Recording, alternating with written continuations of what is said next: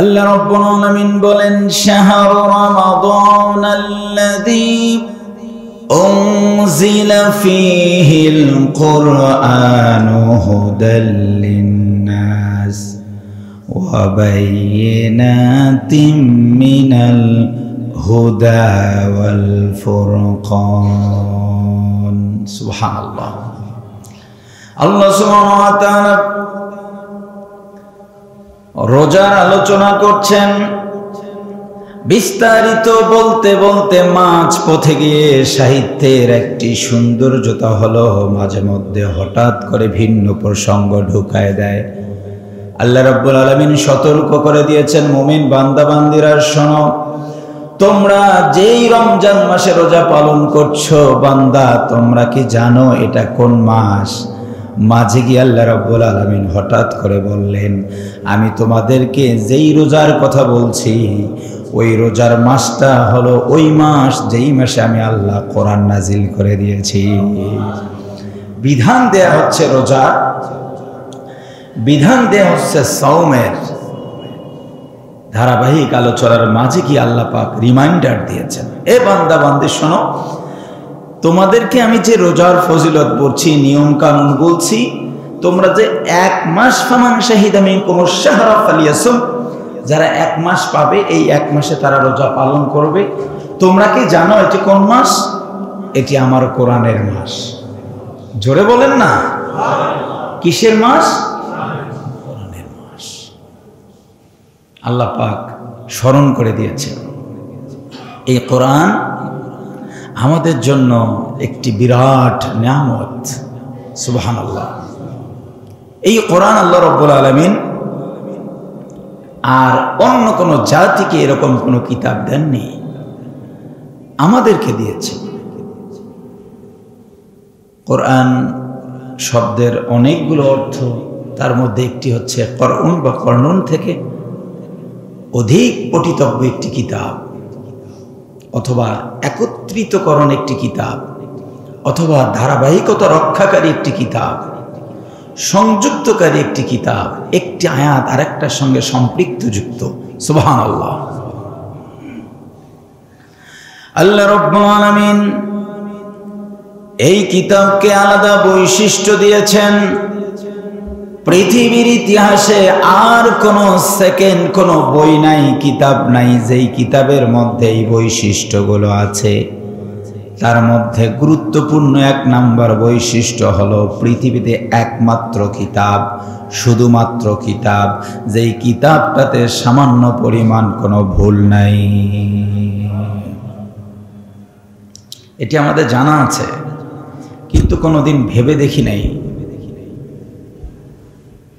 অনেকগুলো হাদিস গ্রন্থ আছে না, সহিহ বুখারী, মুসলিম, তিরমিজি, আবু দাউদ, ইবনে মাজাহ আছে না, নাম শুনেছেন তো? এর বাহিরেও অনেক হাদিস গ্রন্থ আছে না নাই? এই হাদিস গ্রন্থগুলোর ভিতরে, অনেকগুলোর ভিতরে, সব না, যেগুলো সহিহ সেগুলোর কথা বলছি না, অনেক হাদিস গ্রন্থের ভিতরে মিথ্যা, জাল, অসত্য হাদিস ঢুকানো আছে না নাই? তাহলে বোঝা গেল পৃথিবীতে যে হাদিস গ্রন্থ এর মধ্যেও ঝামেলা ঢুকানো আছে, কিন্তু কোরআনে কোনো ঝামেলা ঢুকানো নাই। সুবহানাল্লাহ বলেন। যদি হাদিস গ্রন্থের মধ্যে জাল ঢুকে থাকে, মাওযু' যায়িফ যদি ঢুকে থাকে, তাহলে বোঝা যায় যে পৃথিবীতে আর কোনো বই, আর কোনো কিতাব থাকছে না যেখানে ভুল নাই। নির্ভেজাল কিতাব একমাত্র শুধুমাত্র কোরআন। সুবহানাল্লাহ। যার কারণে আল্লাহ রাব্বুল আলামিন মুকদ্দমাতে, ইন্ট্রোডাকশনে বলেছেন, যালিকাল কিতাবু লা রাইবা ফীহি হুদাল লিল মুত্তাকিন। এ বান্দা, এটা তো সেই কিতাব, যালিকাল কিতাব। যালিকা মানে হলো ওই, আর হাদা মানে হলো এই। হাজা মানে, যালিকা মানে দ্যাট আর দিস। ওই আর এই পার্থক্য আছে না? ওই দূরে না কাছে? ওই, এই কাছে। এখানে হওয়ার কথা ছিল হাদাল কিতাব লা রাইবা ফি, এই কিতাবে কোনো, কিন্তু আল্লাহ কি বলছেন? ওই কিতাবে কোনো ওই কিতাব বলতে আল্লাহ পাক লাউহে মাহফুজের কিতাবকে বলেছেন। সুবহানাল্লাহ। আল্লাহ রাব্বুল আলামিন বলেন, বান্দা বান্দি, এই কিতাবে কোনো ডাউট, কোনো সন্দেহ নাই, সংশয় নাই। সম্পূর্ণ কিতাব তুমি পড়ে বান্দা বান্দি, এই কিতাবের মধ্যে কোনো প্রকার ত্রুটি তুমি খুঁজে পাবা না। পৃথিবীতে ব্যতিক্রম একটি কিতাব, আলাদা বৈশিষ্ট্য, স্বতন্ত্র বৈশিষ্ট্য হলো এই এমন একটি কিতাব যেই কিতাবের মধ্যে সামান্য পরিমাণ ভুল নেই তো নেই, বরং কেউ চেষ্টা করেও কোরআনের মধ্যে ভুল ঢুকাতে পারবে না। কারণ এর মূল কপিটা আমরা যেটা পড়ি এটি ফটোকপি, আর মূল কপিটা হচ্ছে লাউহে মাহফুজে। বাল হুয়া কুরআনুম মাজিদুন ফি লাউহিম মাহফুজ। বরং এটা সেই মহান কোরআন যা লাউহে মাহফুজে লিপিবদ্ধ। ওখানে যেমন শয়তান গিয়ে কোনোভাবেই ঢুকে কোনো ত্রুটি সংযুক্ত করতে পারবে না, পৃথিবীর কোনো মানুষ শয়তানও হাজারো চেষ্টা করে পৃথিবীর কোরআনের মধ্যেও ত্রুটি ঢুকাতে পারবে না। এটাতে রেস্ট্রিকশন আছে। আল্লাহ পাক লাউহে মাহফুজে শয়তানকে যেতে দেন না। এটি একেবারে নিরাপদ এক ফলক, নিরাপদ স্থান, সিকিউরিটি মেইনটেইন করে আল্লাহ পাক কোরআনকে রেখেছেন। এখানে কেউ যেতে পারবে না, ভুল ঢুকাতে পারবে না, দুনিয়াতেও পারবে না। সুবহানাল্লাহ। এটি হচ্ছে কোরআনুল কারীমের একটি ব্যতিক্রম কিতাব হওয়ার বৈশিষ্ট্য। আরেকটি বৈশিষ্ট্য আছে, পৃথিবীতে যত কিতাব আছে, পৃথিবীর কিতাবগুলোর ওজন, ওয়েট আর কোরআনের ওজন এক না। আমরা চোখ দিয়ে যে ওজন দেখি এই ওজন না, এর একটি অভ্যন্তরীণ ওয়েট আছে। এত ওয়েট, এত ভার, এত ভারী পৃথিবীতে আর কোনো কিতাব আল্লাহ পাক পাঠান নাই। সুবহানাল্লাহ। বলুন তো আল্লাহ তাআলার কথা অসত্য না সত্য? সবাই বলুন না, অসত্য না সত্য? আল্লাহ রাব্বুল আলামিন সূরাতুল হাশরে 21 বলেন, লাউ আনজালনা হাযাল কুরআনা আলা জাবালিন লারাআইতাহু খাশিআম মুতাসাদ্দিআম মিন খাশিয়াতিল্লাহ ওয়া তিলকাল আমসালু নাদরিবুহা লিন-নাস লাআল্লাহুম ইয়াতাফাক্কারুন। আল্লাহ রাব্বুল আলামিন একটি কন্ডিশনাল সেন্টেন্স দিয়েছেন, লাউ যদি আনজালনা নাযিল করতাম আমরা এই কিতাব, হাদাল কোরআন এই কিতাবটা যদি নাযিল করে দিতাম আলা জাবাল কোন পাহাড়ের উপর। আল্লাহ পাক অন্যত্র বলেছেন এই পৃথিবীকে টিকে রাখার জন্য আল্লাহ পাহাড় দিয়েছেন। সুবহানাল্লাহ। জিবাল আউতাদা, পৃথিবী যেন কখনো ভূমিকম্পে ধ্বংস হয়ে না যায় এজন্য খুঁটি করেছেন আল্লাহ পাক পাহাড়কে। সুবহানাল্লাহ। তার মানে পাহাড় অনেক শক্ত যে পাহাড় পৃথিবীকে টিকে রাখে। আল্লাহ রাব্বুল আলামিন ওই মাথালটা দিয়েছেন, এই পৃথিবীকে টিকানোর জন্য সব থেকে ক্ষমতা দিয়েছি পাহাড়কে। এটাকেই তো পেরেক করে দিয়েছি আমি রব্বুল আলামিন, যেন পৃথিবী নড়াচড়া না করে। এটাকে ধরে থাকার ক্ষমতা হলো পাহাড়ের। কিন্তু বান্দারে, আমার কোরআন যদি আমি ওই খুঁটির উপর নাজিল করতাম, যার গোড়াটা অনেক শক্ত, সেই পাহাড়কে যদি কোরআন দিতাম, হে রাসূল লারাআইতাহু খাশিআন, অবশ্যই আল্লাহ রাব্বুল আলামিন অবশ্যই লাম ব্যবহার করে বলেছেন, অবশ্যই আপনি দেখতেন সেই পাহাড়টা কাঁপা শুরু করত, আল্লাহ পাকের ভয়ে প্রকম্পিত হয়ে যেত, নড়াচড়া শুরু করত, সেই পাহাড়টা ধ্বংস হয়ে যেত। আমার কোরআনের ভার রক্ষা করবার মতো ক্ষমতা আল্লাহ পাক বলেন পাহাড়কেও দেই নাই। কোরআনের এত ভার আছে। এটি প্রমাণ কি? আমরা যখন কোরআনুল কারীম তেলাওয়াত করি আপনাদের সবাইকে ঠান্ডা লাগে, আমরা ঘেমে যাই। হাফেজ সাহেব যখন সালাতুত তারাবিতে তেলাওয়াত করেন আপনারা সবাই ঠান্ডা দিনে তেলাওয়াত শুনেন, কিন্তু হাফেজ সাহেব ঘেমে যান। সুবহানাল্লাহ বলেন না। এটার ভার এত বেশি যে এটা লোডটা অত্যন্ত কষ্টকর। এটা মানুষও পারত না। মানুষকে এই লোড বহন করার ক্ষমতাটা আল্লাহ পাক দিয়ে দিয়েছেন। সুবহানাল্লাহ। যার কারণে বিশ্বনবী ঐতিহাসিক বিদায় হজের সর্বশেষ আরাফার ময়দানে জাবালে রহমতের পাদদেশ দিয়ে যখন যান, এমন সময় আল্লাহ পাক আয়াত নাযিল করেছেন। নবী ছিলেন তার ওষ্ঠীর উপরে, ওষ্ঠীটা হাঁপাতে হাঁপাতে জমিনে শুয়ে পড়েছে, ওষ্ঠীর মুখ দিয়ে লালা বের হওয়া শুরু হয়েছে। বিশ্বনবীর মতো একজন শক্তিশালী ব্যক্তির শরীরে জ্বর এসেছে। নবীজির বিবি সাথে ছিলেন। নবীজি তার বিবিকে বলেছেন, আমার প্রচন্ড জ্বর, তাড়াতাড়ি করে পানি দিয়ে দাও।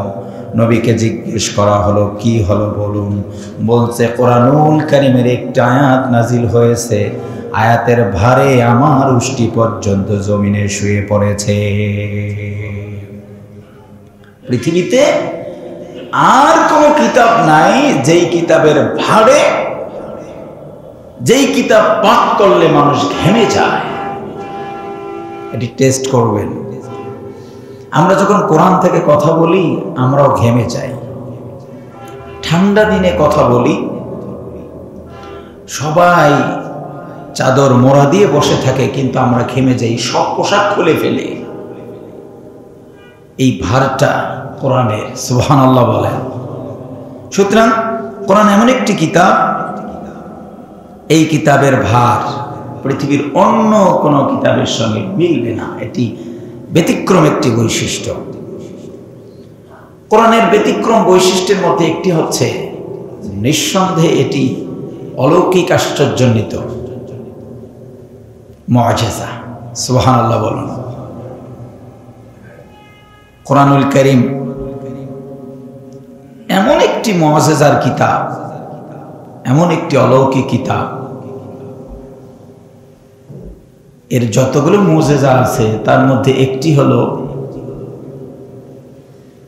এক কাজ পৃথিবীতে বারবার করলে ওই কাজটার প্রতি মানুষের আর মনোনিবেশ করতে ইচ্ছা করে না, সেটি যত ভালো কাজই হোক। প্রতিদিন গরুর গোশত ভালো লাগে কি? বুঝাতে পারিনি।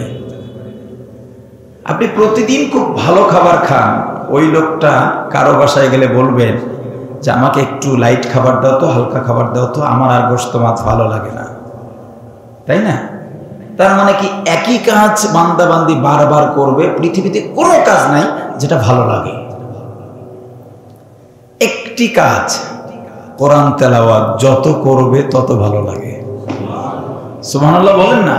আপনি কোরআন থেকে দূরে যত চলে যাবেন তত খারাপ লাগবে, কিন্তু আপনি যত কোরআনের কাছে আসবেন এর আকর্ষণ তত বাড়বে। মাঝে মধ্যে হাফেজ সাহেবদের তেলাওয়াত শুনবেন, অন্তরে গিয়ে আঘাত করে। ১৫০০ বছর আগের কোরআন রাসূলুল্লাহ সাল্লাল্লাহু আলাইহি ওয়াসাল্লাম যখন পড়েছেন, সাহাবায়ে কেরাম কেঁদেছেন। একবার আমার কাউনিয়া, আমার মাদ্রাসায় নাজমুস সাকিবকে নিয়ে এসেছিলাম।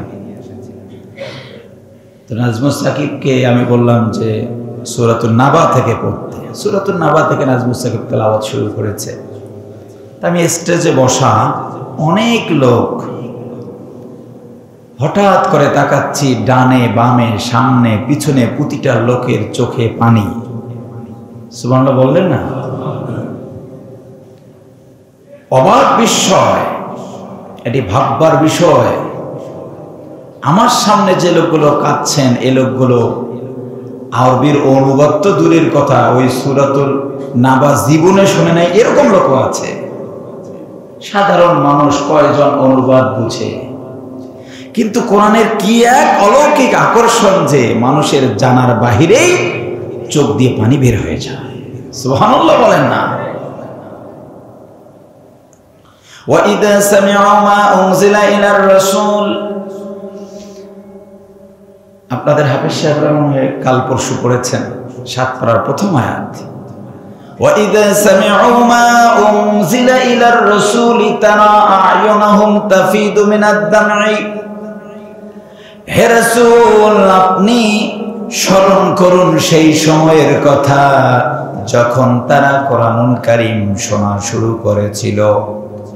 আপনি যদি থাকতেন আর দেখতেন তারা আয়ুনাহুম তাফিদু মিনাদ দামি, লোকগুলো ভিন্ন ভাষাভাষী ছিল, কোরআন তারা বোঝে না, কিন্তু কোরআন শুনে শুনে সবার চোখে আমি আল্লাহ পাক পানি দিয়ে দিয়েছি। মিম্মা আরাফু মিনাল হাক্কি, শুধুমাত্র কোরআন তেলাওয়াত শুনেই তারা বুঝতে পেরেছে এটি হক, এটি সত্য। ওই লোকগুলো কোরআনুল কারীমের অনুবাদ বুঝে না, আরবি ভাষাভাষী না, কিন্তু কোরআন তেলাওয়াত যত বেশি বান্দা বান্দি করবে কোরআন তত তাকে কাছে টানবে। কোরআনের মহব্বত একটা বার দিলে যদি বসে যায় ওই লোক কোরআন ছাড়া থাকতে পারবে না। সুবহানাল্লাহ। গতকাল রাতে আমি মোবাইলে সূরা ফাতিহা শুনছিলাম বিভিন্ন কারীদের, মানে শুধু দলিন এই টানটা এক এক কারী এক এক ভাবে দিচ্ছেন। আপনি মনোযোগ দিয়ে শুনে দেখবেন প্রতিটা টান আলাদা ভাবে কলিজায় গিয়ে লেগে যায়। শুনেন না মনে হয়? ওই তো ১৫০০ বছর আগের সূরা ফাতিহা, একই হরফ, একই মাদ, একই মাকরাজ, একই গুন্না, একই সিফাত, একই কাইফিয়াত, সব এক। কিন্তু এই কোরআনুল কারীম যত বান্দা বান্দি পড়বে তত মনে হবে কোরআন নতুন কোন কিতাব। পৃথিবীর মধ্যে একমাত্র ব্যতিক্রম কিতাব হলো এটি কখনো পুরনো হয় না। এই কিতাব বান্দা বান্দি যত পড়বে তাদের কাছে আল্লাহ পাক কোরআনকে তত নতুন ভাবে উপস্থাপন করে দিবে। অন্য কোন কিতাবের ক্ষেত্রে এই ঘটনা ঘটবে না। এটি কেন ব্যতিক্রম? হাজারো চেষ্টা করে মানুষ এর মতো কিতাব বানাতে পারবে না। পৃথিবীর প্রতিটি কিতাবের মতো কিতাব রচনা করা যাবে, তৈরি করা যাবে। আল্লাহ পাক চ্যালেঞ্জ করেছেন অনেকগুলো আয়াতে। তার মধ্যে সূরাত বানী ইসরাঈলের ৮৮ নং আয়াতে আল্লাহ পাক বলেছেন, কুল লা ইন জিতামাতিল ইনসু ওয়াল জিন্নু আলা আয়াতু বিমিথলি হাদাল কুরআন লা ইয়াতুনা বিমিথলিহি ওয়ালাউ কানা বা'দুহুম লিবাদিন যাহিরা। আল্লাহু আকবার। সবাই বলেন না একটু। কোরআন যে আল্লাহর কিতাব এটি প্রমাণ করার জন্য এই আয়াতটি যথেষ্ট, আর কোনো আয়াত লাগবে না। কোরআন কার কিতাব? আল্লাহ রাব্বুল আলামিন বলেন, হে রাসূল আপনি ঘোষণা দিন, ডিক্লারেশন করুন, পৃথিবীর সকল সাহিত্যিক, সকল দার্শনিক, সকল গবেষক, ঐতিহাসিকদের কাছে আপনি চ্যালেঞ্জ করে দেন। মরু প্রান্তরের নবী চ্যালেঞ্জ করেছেন ১৫০০ বছর আগে, লা ইন ইজতামাতিল ইনসু ওয়াল জিন্নু, যদি প্রয়োজন হয় তাহলে জিন আর ইনসান তারা সবাই মিলে ঐক্যবদ্ধ হয়ে যাক, এক হয়ে যাক। জিনদের মধ্যে যত পণ্ডিত আছে তারা আসুক, মানুষের মধ্যে যত পণ্ডিত আছে তারাও আসুক, অথবা পৃথিবীর যত জিন আছে ইনসান আছে সব এক হয়ে যাক।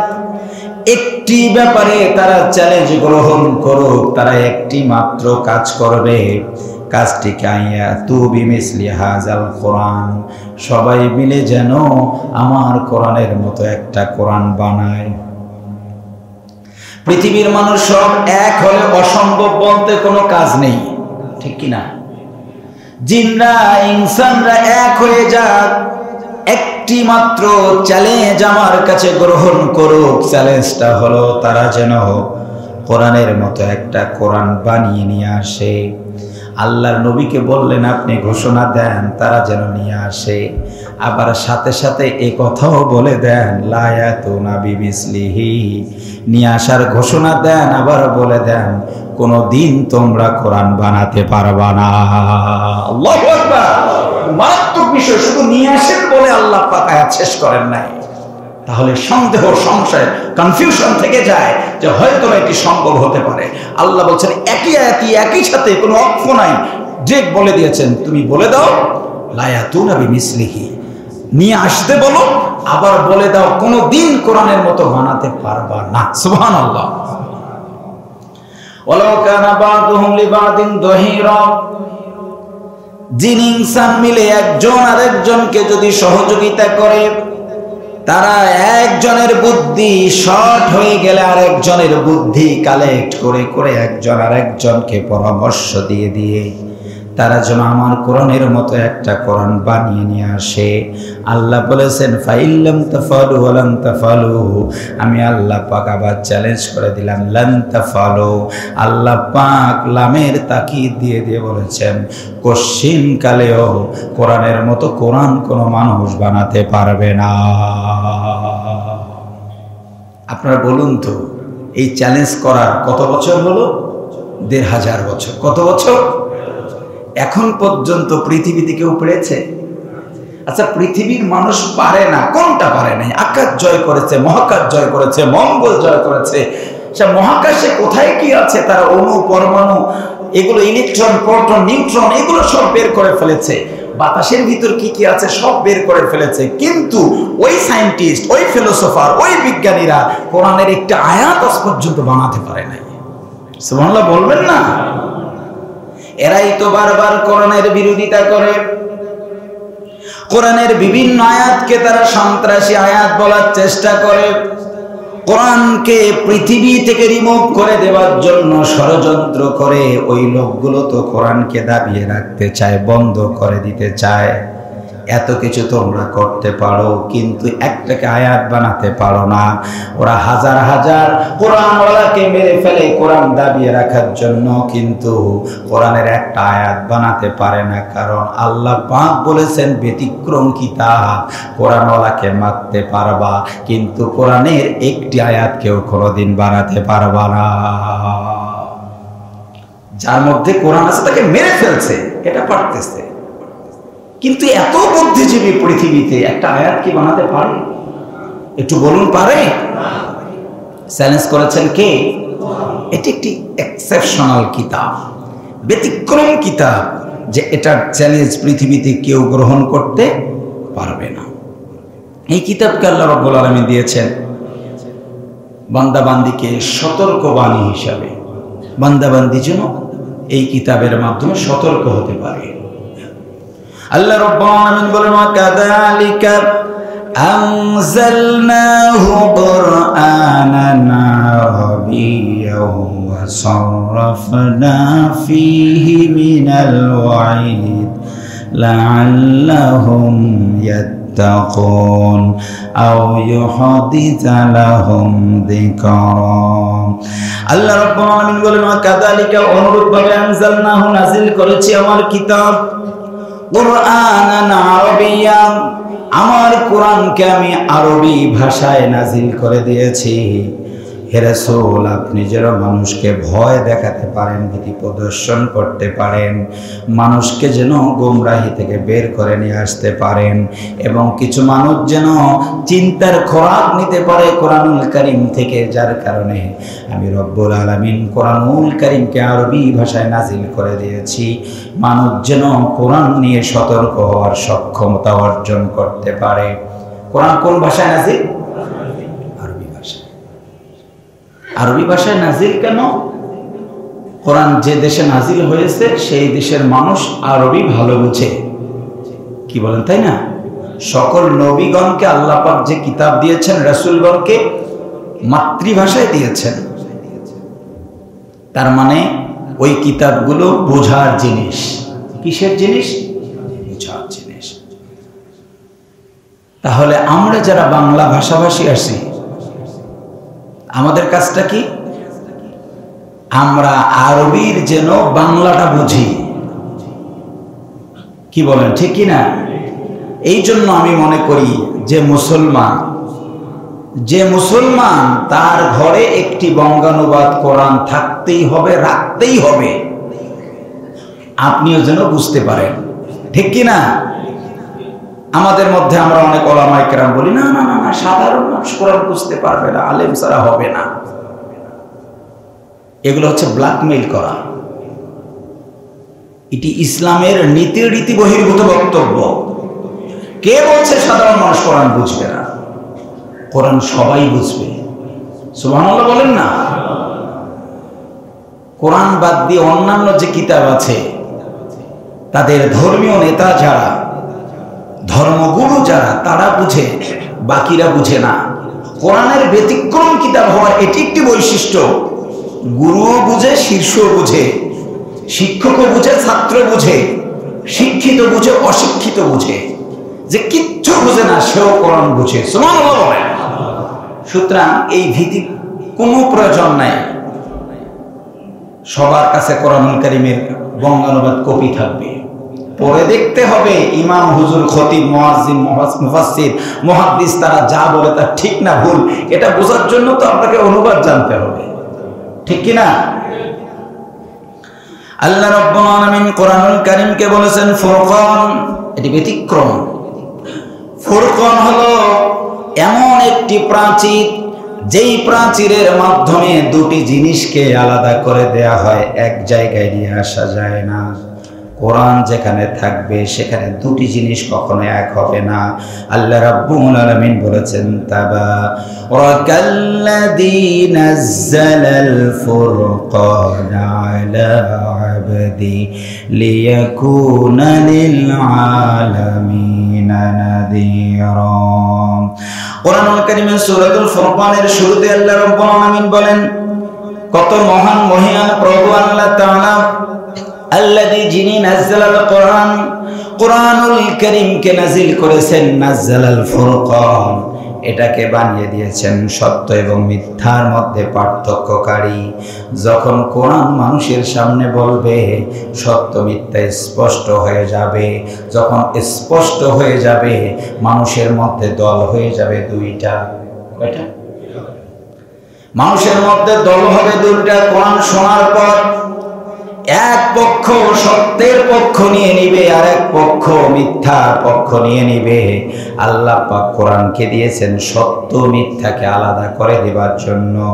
এই জন্য ইমাম সাহেব, খতিব সাহেব, হুজুর সাহেব, বক্তা সাহেব, মুফাসসির সাহেব যখন কোরআনের বক্তব্য দেয়, দুইটা দল হয়ে যায়।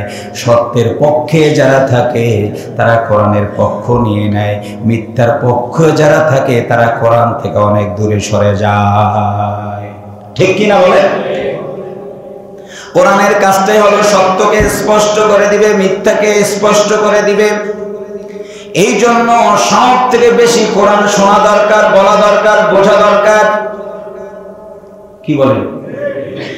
কোরআনের চর্চা যত বেশি হবে, মিথ্যা তত তাড়াতাড়ি দূরীভূত হয়ে যাবে। আমরা হুজুর যারা, আমরাও তো ঘন্টার পর ঘন্টা কথা বলি, কোরআনের একটা আয়াত আমাদের মুখে আসে না, অমুক বাবা তমুক বাবা নিয়ে আমরা ব্যস্ত। ভুল বলছি? হুজুর 1 ঘন্টা বক্তব্য দেয়, কোরআনের কোনো রেফারেন্স নাই, আয়াত নাই। ওই বক্তব্য সত্য মিথ্যাকে স্পষ্ট করতে পারবে না, কারণ আল্লাহর বক্তব্য নাযালাল ফুরকান। তুমি যদি জাতিকে স্পষ্ট করে দিতে চাও সত্য কোনটা মিথ্যা কোনটা, সেটা কোরআন দিয়ে করে দেওয়া লাগবে। কি দিয়ে করতে হবে? আল্লাহ রাব্বুল আলামিন বলেন, শোনো বান্দা, শুধু স্পষ্ট করেই দেয় না, বরং কোরআন নিজেও স্পষ্ট। সুবহানাল্লাহ। আল্লাহ রাব্বুল আলামিন বলেন, তিলকা আয়াতুল কিতাবিল মুবিন। হে রাসূল, এই কিতাবটা আমি দিয়েছি আপনাকে, এটা হলো মুবিন মানে স্পষ্ট। এখানে যত নির্দেশনা আছে আমি আল্লাহ স্পষ্ট করে দিয়েছি। আমার কোরআনও স্পষ্ট, পরিষ্কার, পরিচ্ছন্ন। আমার কোরআন মানুষকেও স্পষ্ট এবং পরিচ্ছন্ন করে দিতে চায়। এই কোরআন আমাদের জন্য একটা জিকির। জিকির করলে নেকি আছে না নাই? আর আফদালুয যিকরি তিলাওয়াতুল কোরআন, সবথেকে বড় জিকির কোরআন তেলাওয়াত করা। কি আপনি সকালে সুবহানাল্লাহ, আলহামদুলিল্লাহ, লা ইলাহা ইল্লাল্লাহ, আল্লাহু আকবার বলেন, সন্ধ্যাও বলেন। এই জিকিরগুলো আপনি করেন এবং করবেন, কোনো সমস্যা নাই। কিন্তু আপনি কোরআন পড়তে পারেন না, আপনি 1 নাম্বার জিকিরটা আপনি হারিয়ে ফেলেছেন। সুতরাং 1 নাম্বার জিকির হলো কোরআন তেলাওয়াত। যারা কোরআন তেলাওয়াত পারে না তারা বড় জিকির করে না। যারা কোরআন তেলাওয়াত পারে না তারা বড় জিকির করে না। আল্লাহ রাব্বুল আলামিন বলেন, হাদা যিকরুম মুবারাকুন আনজালনাহু আফা আনতুম লাহু মুনকিরুন। আল্লাহ রাব্বুল আলামিন বলেন, হাদা যিকর, এই কিতাবটা আমি তোমাদের জন্য জিকির করে দিয়েছি, বরকতপূর্ণ একটা উপদেশ বাণী বানিয়ে দিয়েছি। বান্দা, এটি তো নাজিল করেছে আমি, তোমরা কি এটাকে অস্বীকার করতে চাও? এবার বলুন, জিকির করার জন্য কোরআন শেখার দরকার আছে না নাই? আল কোরআন নাজিলকৃত কিতাবগুলোর মধ্যে শ্রেষ্ঠ, এটি একটি আলাদা বৈশিষ্ট্য।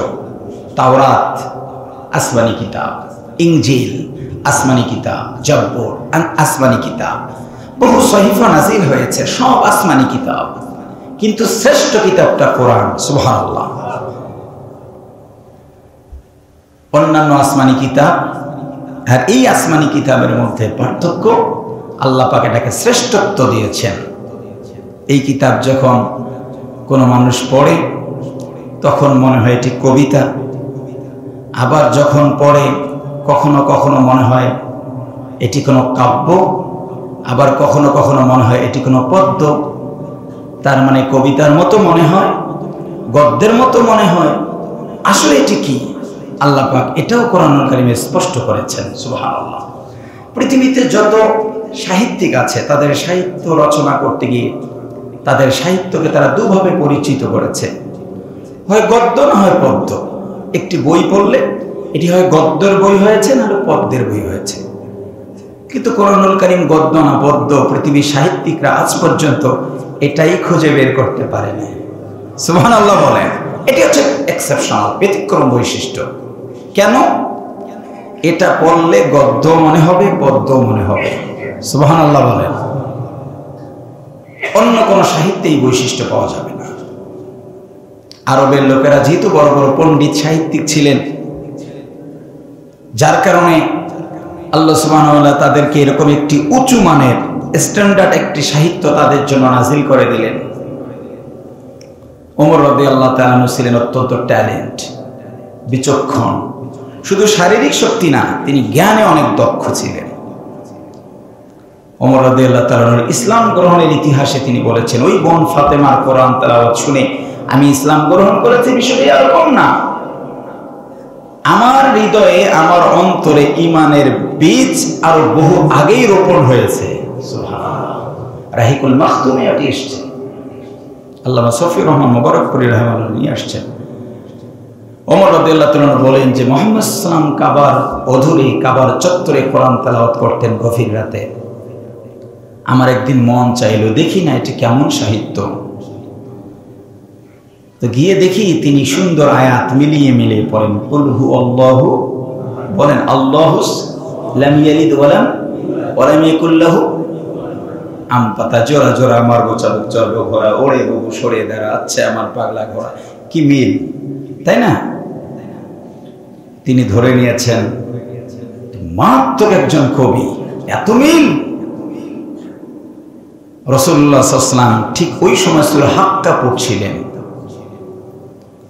ওমর রাদিয়াল্লাহু তাআলা গোপনে আধারে দাঁড়িয়ে ভাবছেন, মুহাম্মদ সাল্লাল্লাহু আলাইহি ওয়াসাল্লাম যেটা পাঠ করেন এটি পৃথিবীর শ্রেষ্ঠতম একটি কবিতা বা কাব্যগ্রন্থ, আর যিনি পাঠক ইনিও পৃথিবীর শ্রেষ্ঠ একজন কবি। সঙ্গে সঙ্গে নবী বলেছেন, ওমা হুয়া বিকাউলি শাইরিন কলিলাম মা তুমিনুন। নবী বলছেন এটা কোনো কবিতার, কবির কোনো পঙ্কোক্তি না, এটা কোনো কবির কোন কবিতার কোন অংশ না, এটা কোন কবির কোন নিজের বক্তব্য না। ওমর অবাক হয়ে শুনলেন, অপলক নৃত্য অবাক হয়ে তিনি চিন্তা করলেন, আমি ভাবলাম কোরআন মনে হয় কবিতার কিতাব, কিন্তু মুহাম্মদ সাল্লাল্লাহু আলাইহি সাল্লাম বলছেন এই কিতাব কোনোদিন কবিতার কোনো অংশ হতে পারে না। দেখতে কবিতার মতো, কিন্তু এটি কবিতা। কিন্তু ওমর রাদিয়াল্লাহু তাআলা অবাক হলেন, আমি তো দাঁড়িয়ে আছি অন্ধকারে, মুহাম্মদ সাল্লাল্লাহু আলাইহি ওয়াসাল্লাম আমার সামনে, আমাকে তো দেখে নাই, আমি মনে মনে কি ভাবি। মনের কথা যারা বলতে পারে আমরা তাদেরকে বলি গণক। কি বলি বলেন একটু? মনের কথা বলতে পারে, ওদের কিছু সূত্র মুখস্থ আছে, ওরা এমন স্টাইলে সূত্র বলবে আপনার জীবনের সঙ্গে মিলিয়ে যাবে, আপনি ধরে নিছেন যে সব বলে দিয়েছে, একটাও বলতে পারবে না, সব মিথ্যা ধোঁকাবাজি, ঠিক কিনা? ওমর রাদিয়াল্লাহু তাআলা আধার থেকে মনে মনে ভাবলেন ইনি তো গণক, আমি ভাবি আর উনি বলে। সুবহানাল্লাহ। এই জন্য গণক হিসাবে নবীকে যেই মনে করা শুরু করেছেন, নবীজি আরো একটা আয়াত পড়া শুরু করেছেন, ওয়ালা বিকাউলি কাহিনিন কলিলাম মা তাযাক্কারুন তানজিলুম মির রাব্বিল আলামিন। আল্লাহু আকবার। আল্লাহ রাব্বুল আলামিন বলেন ওয়ালা বিকাউলি কাহিন, এটি কোন গণকের কথাও না। সুবহানাল্লাহ। ওমর বলেন আমি অবাক হয়ে গেলাম, আমি যখন ভাবি এটি কবিতা, তখন মুহাম্মদ সাল্লাল্লাহু আলাইহি সাল্লাম বলেন এটি কবিতা না।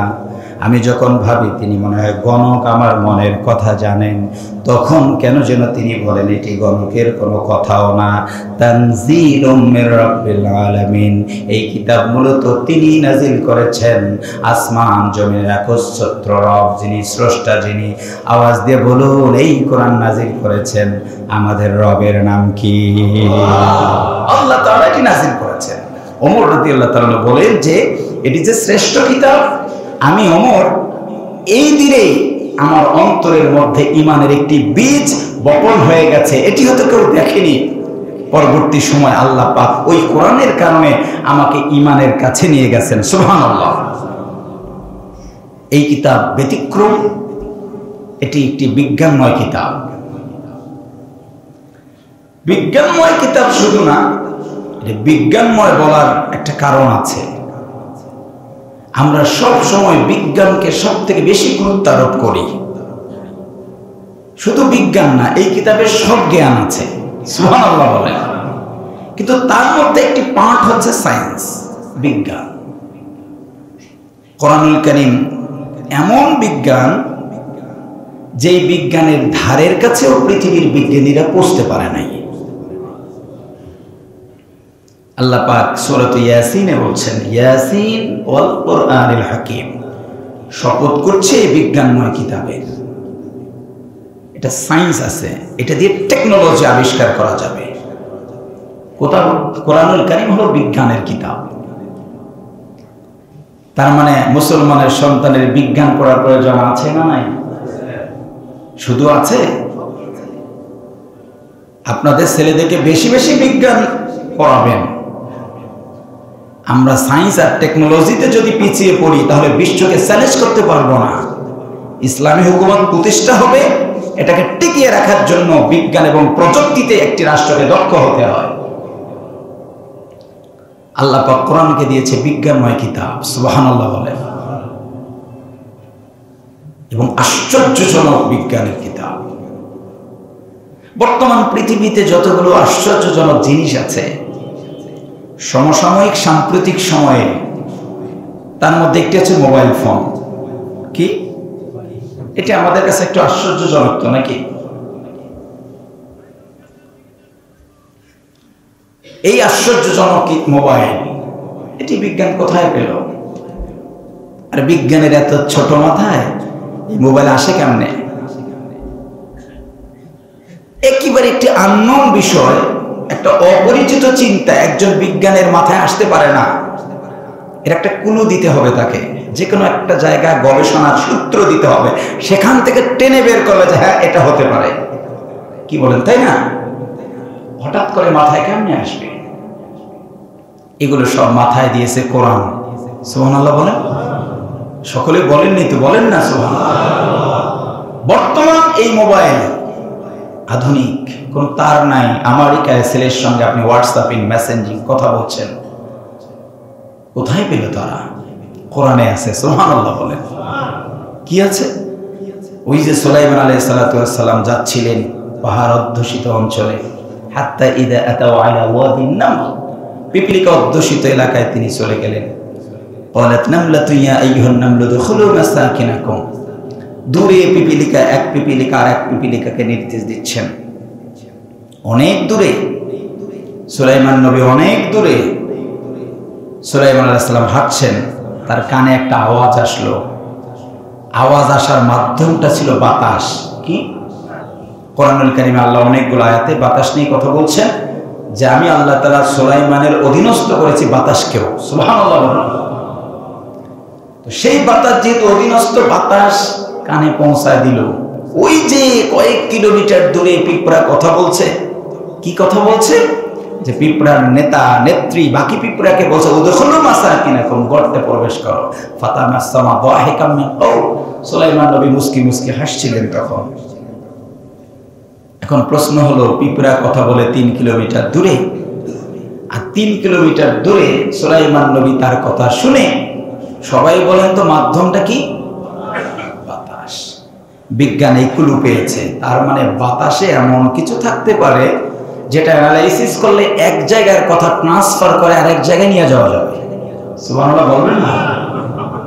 কোন কিতাবে আছে? বলেন না।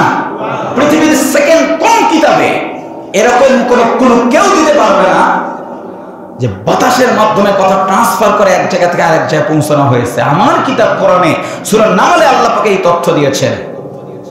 সায়েন্টিস্ট, বিজ্ঞানীরা অ্যানালাইসিস করলো, এই বাতাসের ভিতরে তারা তরঙ্গ আবিষ্কার করেছে। সুবহানাল্লাহ বলেন। তারা দেখেছে এই তরঙ্গের ভিতরে এক ধরনের তার আছে, যেটা আমরা আমাদের চোখ দিয়ে দেখি না।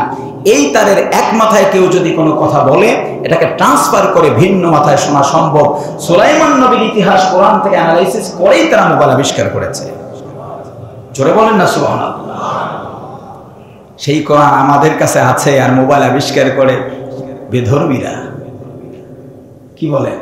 সেই কিতাব কার কাছে? আমাদের কাছে। তথ্য সূত্র আমাদের কাছে আবিষ্কার করে ওরা। আমার দেশের ছেলেরা মোবাইল কিনে, মুসলমানের ছেলেরা, সেটা থাইল্যান্ডের মোবাইল, ইন্ডিয়ার মোবাইল, চায়নার মোবাইল। সূত্র আমার কিনে আনি চায়না থেকে, সূত্র আমার নিয়ে আসি ইন্ডিয়া থেকে, সূত্র আমার নিয়ে আসি আমেরিকা থেকে, ইংল্যান্ড থেকে। আনফরচুনেটলি আমরা এই কোরআনুল কারীমকে বিজ্ঞানের কিতাব মনে করি নাই, দাওয়াত খাওয়া কিতাব মনে করেছি। ইমাম সাহেব শুধু পড়বে, সূরা ফাতিহা, নাস, ফালাক পড়বে, এই কিতাব মনে করেছি। কিন্তু কোরআন যে একটা ব্যতিক্রম বিজ্ঞানের কিতাব, এটি আল্লাহ পাক কোরআনুল কারীমের অনেকগুলো জায়গায় দিয়েছেন। সুবহানাল্লাহ। বাংলাদেশের এক ছেলে ছিল আব্দুল্লাহ মামুন নাম। আপনারা জানেন পৃথিবীর সবথেকে বড় মহাকাশ গবেষণাগার নাসা। এক সময় নাসার বিজ্ঞানীরা বলল, আমাদের কিছু তথ্য দাও, পৃথিবীর যুবক যারা, তোমাদের মাথায় কি কি আসে মহাকাশ নিয়ে কিছু তথ্য দাও আমাদেরকে। ক্লু না পেলে তো আমরা অ্যানালাইসিস করতে পারবো না। পৃথিবীর বিভিন্ন দেশের মেধাবী শিক্ষার্থীরা তারা বই লিখে লিখে, আর্টিকেল লিখে লিখে পাঠালো, মহাকাশে এটা থাকতে পারে, এটা থাকতে পারে, এটা থাকতে পারে। সেখানে সব বইয়ের মধ্যে একটি বই শ্রেষ্ঠ হয়ে গেল। শ্রেষ্ঠ হওয়ার পর তারা অবাক হলেন, মহাকাশের তথ্য কোন প্রকার অ্যানালাইসিস ছাড়া কিভাবে সে পেল। বইটি নেওয়ার পর ওই বইটিকে প্রথম ঘোষণা করা হলো। বিভিন্ন জার্নালিস্টরা চলে গেল যে এই তথ্য উপাত্ত আমাদেরকে ম্যানেজ করতে হবে।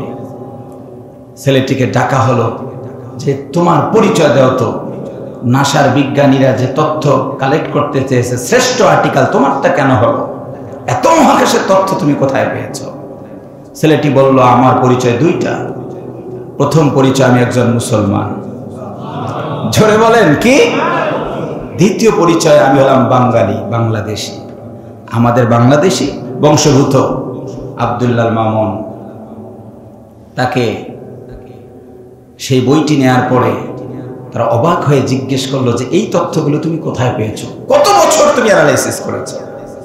মামুন বলেছে কোনো অ্যানালাইসিসই করি নাই, কোরআনুল কারিমে যেগুলো মহাকাশের আয়াত আছে সব অনুবাদ করে তুলে দিছি। সুবহানাল্লাহ বলেন না? তার মানে কোরআনুল কারিমে আমাদের মহাকাশের যত তথ্য উপত্য দেয়া আছে পৃথিবীর আর কোনো কিতাবে এগুলো দেয়া